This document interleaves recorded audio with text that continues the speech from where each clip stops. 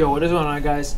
So in this video, I'm basically going to be showing you guys the difference between liquidity, resistance, and support, and market structure shifts. And if you guys have been studying ICT, you probably know what liquidity is, you probably know what market structure shifts are. But if you haven't been studying ICT, this is going to be a whole new world to you, because you're probably, by now, you probably know support and resistance. So what is support and resistance? So I'm not going to spend 50 million minutes going over this, but if you can see, from this to this, you could identify this as a support line. Why? Because basically what you see is we get a bounce and then this level, same level is respected, so that could be considered a support. And one thing you could do is maybe you go on this time frame right here and you go on the smaller time frame when we get to this point and you see that the candlesticks look very bullish, so you end up taking a long position right there. So that's an example of support. An example of resistance would be something like this. Like this. See how we reject here, reject here, reject here. So that's support and resistance. Pretty basic. Not that very difficult. So how is this different from liquidity? Well, for you guys who have been doing support and resistance all your life, support and resistance is liquidity, okay? So what that means is this is liquidity, okay? So the market's going to want to target this, and it's going to want to break this. Why? Because people have stop losses here. And what you're going to see is this is like support and resistance acts as a magnet, and your whole goal is to get in a position that leads to support, release, or resistance. So in this scenario, maybe if you are a fib trader, you could draw and you saw we bounce from here.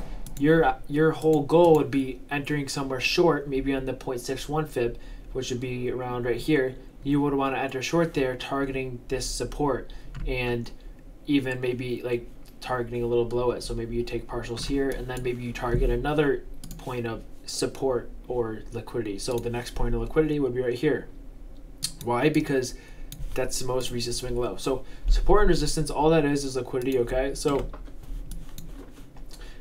you guys are gonna have to train your brains to, if you only do support and resistance, to realize that support and resistance is liquidity. So that's where the market likes to go. And another thing about liquidity is, I'm gonna show you a few examples. Look what happens. So like here we have a double bottom for this wick, this wick. Look what happens. Next time we come down, retail traders are gonna be like, oh, we have a double bottom right here, and they're gonna go long, they're gonna get stopped out. What else is going to happen? Shorts are going to be like, oh, we're breaking out of this double bottom, we're breaking out of it, they're going to go short. Boom, what happens? They get stopped out, okay? So this market literally runs on liquidity. It does not run on support and resistance. These are literally just lines that algorithms know that they kind of act as a magnet towards. So you'll see a lot of algorithms get in above the 50% right here, from this high to this low, at around the 0.618 fib. Why? Because it sees that this is a point of liquidity, so it wants to stop people out. That's how the market moves, and it sees this as a point of liquidity. And when we hit these lines, basically what happens is a bunch of people get stopped out.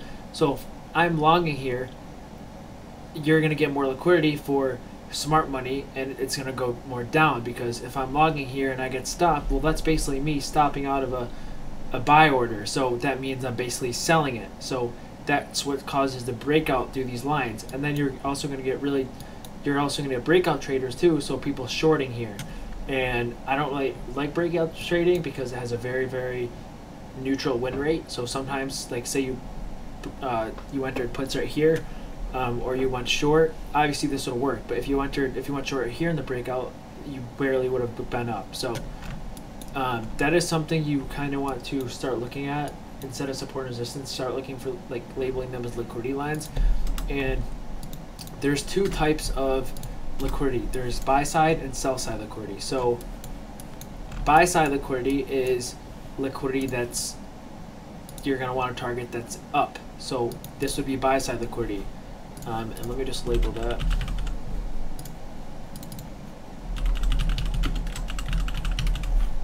So this is going to be your buy side liquidity, and I did not mean to do that. And we can label this line green because buy equals green. Hopefully you guys understand that. So this might be buy side liquidity.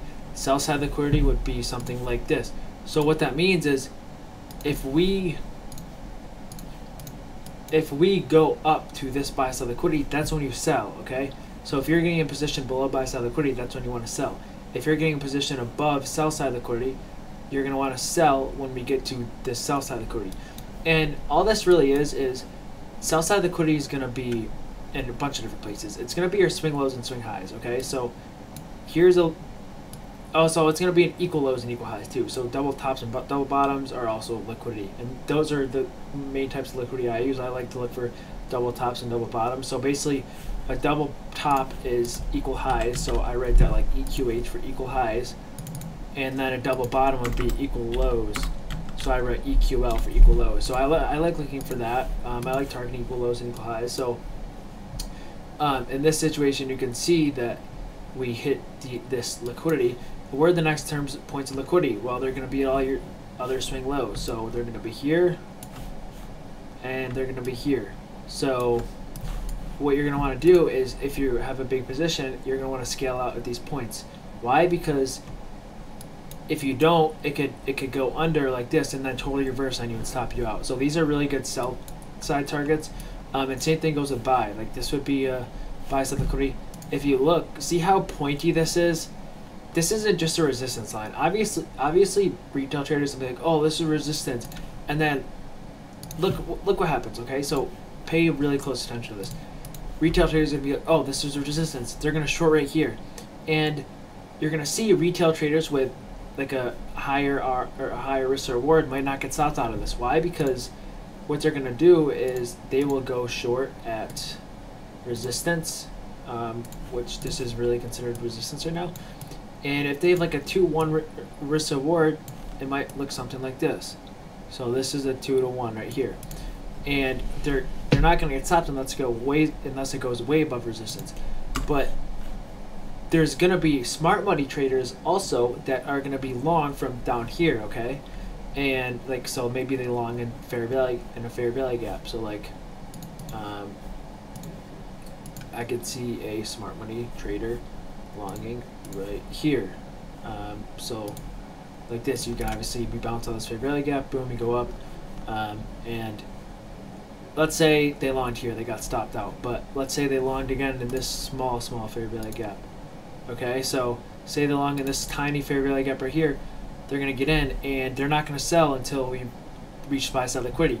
And while you're in the position, you're going to have to realize, why would we just randomly reject at a random point without hitting any swing low and swing high? Okay, so that's something you got to train your mind to understand, and I had a hard time overcoming that, but I finally have been getting better with holding till high days, low days, and swing targets. But retail traders are going to be like, oh, this is a resistance line from right here, and they're going to be like, boom, I told you guys that was resistance. But this was liquidity, okay? So why would this be considered liquidity and not resistance? In a retail trader's terms, yes, this is resistance. Yes, it obviously respects this line, but look what happens, okay? If you draw a single line at this candle's high right here, so if you look at this candle high, we can see the candle's high is 3,730.50. What is this candle's high? 3,733. So this goes above 3 points of this candle. And that means everyone who goes short here, okay, everyone who goes short here, even smart money, they're going to have a stop loss at this high of the candle. So they're going to be stopped if it goes above 37, maybe 31, okay? And what you see is we go above those stops and then we automatically wick down, okay? So that's why you kind of think of it as being liquidity in some sense. And what are other retail traders going to think? Well, they're going to be like, oh, this is supply. So maybe when we got up here, they're going to draw a big supply zone. Like, even before seeing this, they would probably draw their supply maybe right here. So they give themselves a little leeway. And what are they going to say? They're going to be like, oh, look, my supply zone's being respected. They're going to think their supply zone's really, really good. And then, boom, what happens? This supply zone doesn't matter. This resistance doesn't matter. The only thing that matters is the high of this candle at 3,730.50. And that is your target, because the market moves based on these highs and lows of candles, because that's liquidity. They want to stop people out. So yes, you could be a successful supply and demand trader, and next time price comes back up here, yes, you can short, yes, you can scalp this, you can make a ton of money doing that. But if you struggle with psychology and you really want to know how the market actually moves, I recommend you just drawing these single lines at these candle highs and lows, and it'll kind of give you a purpose to hold. And as you can see in here, if you're a supply and demand trader and you're shorting right here, how do you know where to sell? Are you just going to have a trailing stop, or are you just going to sell when you reach a certain percentage?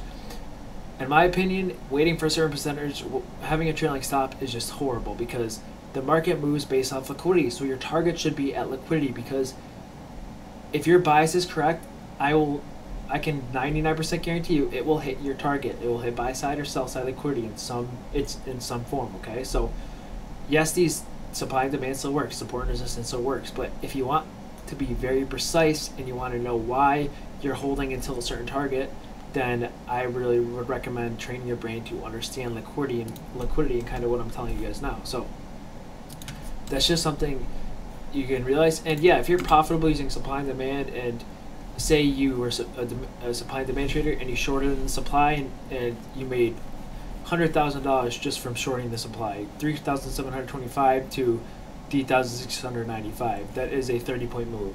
Like that's great, and keep it up if you're profitable with that. But I'm just trying to show you guys who are struggling to understand the psychology of the market, why things move the way they do. And this is just obvious buy side liquidity. We're not just going to go up and reject it right here and then go way down here. The likely chance that we hit this is very high, because we need to stop people out in order to go back down. Okay, so the market needs liquidity to move. So hopefully you guys understand that a little bit. So that is the basics of supply. That is the basics. I just said supply and demand. I'm sorry. That is the basics of liquidity and support and resistance, and how they kind of relate. And sometimes in your charts, you'll see me label like SSL, which is sell side liquidity, and BSL, which is buy side liquidity. And also, I want you to notice something. So when we circle this, or we'll do an ellipse, which is really ugly. So if you look at this area right now, this is a 5-minute time frame. So if you've been trading it long enough, you have to ask yourself, what might this look like on a 4-hour time frame or a 2-hour time frame? Well, the low of the 2-hour candle is going to be this. Okay, so it's not going to be this, it's not going to be this, it's not going to be this. You have to train your mind to understand that if we are on a higher time frame, like a 4-hour, the low of the candle is probably most likely going to be right here. So this is going to be your liquidity, not this, not this, not this. Yes, you could scale at those places, but your major liquidity in a higher time frame, you're going to have to understand that the market wants to go here. And as you can see, what happens? We go into this line, and breakout traders looking for 1,000,000-point moves, they're going to get stopped out. So we go under, we totally retrace, we probably stop out a bunch of option traders. What happens again? We create more liquidity right here, okay? Create a low a day. How many of your friends, or how many people do you know who say in your group chats or whatever you're in, oh, I have a stop loss at low day, I have a stop loss high day. Boom, what happens? Those guys get stopped, and we have a market structure shift, okay? And that's going to be my next topic. We have a market structure shift, and then boom, up. So what you can see is buyers get wrecked here, sellers who try to short low of day gets wrecked here, and it literally just makes liquidity for us to move up. And obviously retail traders aren't going to cause these moves, because we're just a fraction of what smart money has and what banks and institutions has. So they're going to move the market much more than us. But there's also something called dumb money. So that's people with a lot of money that don't necessarily know what they're doing. So they're going to be like, that is part of the cause of creating liquidity. Okay, so in this situation, why would something like this be a market structure shift? So as you can see, we create an obvious swing high right here, okay? And you could argue that this is the obvious swing high, but this is also equal highs, and I only like to use equal highs and equal lows for liquidity. And you can see that you can consider this a market structure shift. Why? Because we hit major liquidity under here, and we went under here, under this liquidity, under low day. And those are chances, those are like spots where I've seen a lot of reversals happen. But you don't want to just kind of guess, if you know what I mean. You don't just want to buy calls here lifetime. You want to buy calls at the retrace after the market structure shift. So I'm not telling you go buy calls as soon as we break low day. That's not what I'm telling you. I'm telling you wait till we have a structure shift after hitting liquidity, so like a lower day or high day. If you don't get a major structure shift, don't even bother taking the trade. Just be patient. But so what I'm telling you is wait for a market structure shift. So you can look for the last obvious higher high. So this is the last obvious higher high, obviously, and I bet you it's more apparent on like a 15-minute time frame. This is high. This is something that comes with screen time. You guys should realize this high is a lot more obvious than this, because you can see high, high, high. They kind of match up. But do you see how pointy this high is? That is a lot more obvious. These are the types of highs and lows I look for market structure shifts. You want to look for pointy ones. So the fact that we hit liquidity in 2 places already wants you to like realize you're trying to look for a market structure shift. And you could also use this high. So if you think going over this is not enough confirmation for a market structure shift, we also go over this last obvious higher high, okay? So that's something you guys should realize. The pointier, the better, and the more obvious, the better for the market structure shifts. Just make sure we hit liquidity first. So obviously we hit sell side already here.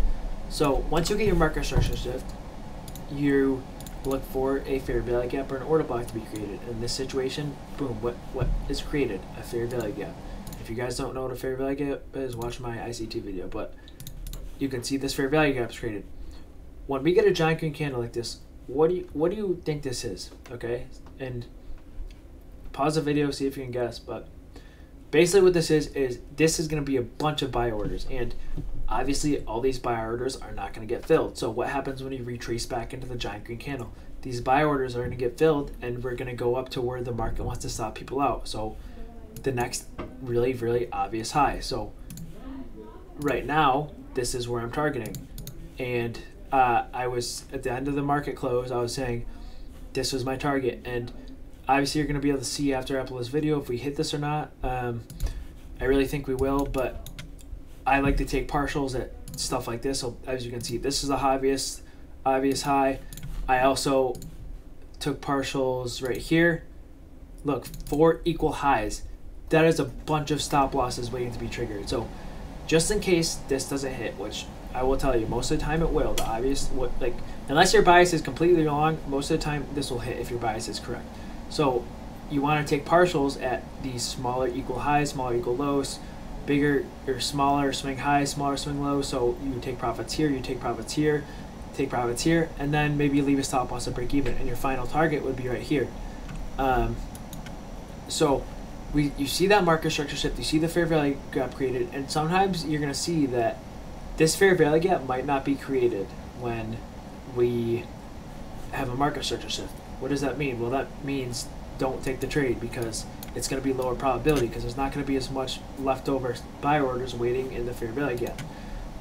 Let's say we have a huge move up and we have a really, really clean order block. And an order block is basically a red candle before a green move. So let's say this fair value gap wasn't actually created, but we have this order block. So this red candle before this up move is an order block. So let's say we have the market structure shift. Maybe you would enter here, okay? So at this candle right here, and I like to draw the lines at the open of the candle. So this is the open of the red candle. So let's say we have a bearish order block, which would be this green candle for the down move. You just right here, and obviously my bias is bullish. So this is never a trade I'll take. This is just a random candle. This isn't even an order block. But what I consider to be an order block is these really, really obvious small red candles before giant moves up, giant move up, or this like small green candles before a giant move down. And a lot of times this is actual support and resistance, okay? So support and resistance isn't these random wicks. These order blocks are going to be good for support and resistance. So if your bias is bullish, you want to be seeing these bullish order blocks being respected. So as you can see, what happens, we wick right back onto it, and then boom, it serves as support. We go up and we hit this fair value gap in the 4 hour. And as you can see, we're rejecting this fair value gap right now, which is my only bearish bias. So that's why I really say you want to take partials at these, because if we fully reject this fair value gap and we don't hit this, then that's your fault for not taking partials. But as you can see, we have another very, very clean order block right here. This is a bearish order block. So like what you can do is you can set a limit up here, short up here, and you could go short, but there's a lot of other things in ICT that you have to study. I'm not going to say why I wouldn't do actually set a limit here. Like maybe you could scalp this for a few points, but this is not a play I would take. Make sure to watch my ICT videos for that. But yeah, so that is basically the difference between liquidity and resistance and support. Hopefully you guys learned something. I think it's really important to train your brain to understand liquidity, because if you know where major liquidity is, like major equal highs, major equal lows, you will have a way better bias in this market. And if you have a good bias, you're able to use fibs or ICT or stuff to top tick and bottom tick stuff, you're not going to get stopped out as much, and it's just going to make you a way more successful trader. And I don't know why this isn't loading. Okay, so my internet's actually off right now. Not really sure why, but I guess that's going to be the end of the video for now. Oh, there we go. So yeah, I don't really have anything else to talk about. I just also, one more thing I just want to say. I'm adding this on to the end of the video. I forgot to go over this, but I think that buy side liquidity is going to get hit here, and obviously the partial targets have hit. So you take partials at this, because this is the obvious liquidity point. So you sell here, and that's why you got to scale out these partials, because what if this doesn't hit, and what if we get rejected by this giant 1 hour fair value gap that we rejected first of all. So that is why you have to scale out a little bit. We'll see if this hits, we'll see if it doesn't. But any good trader would have scaled out at these points, so I mean it's still a profitable trade. Your final target is just this.